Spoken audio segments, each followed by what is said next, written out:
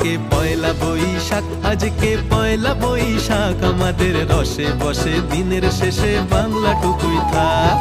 পয়লা বৈশাখ, আজকে পয়লা বৈশাখ, আমাদের রসে বসে দিনের শেষে বাংলাটুকুই থাক।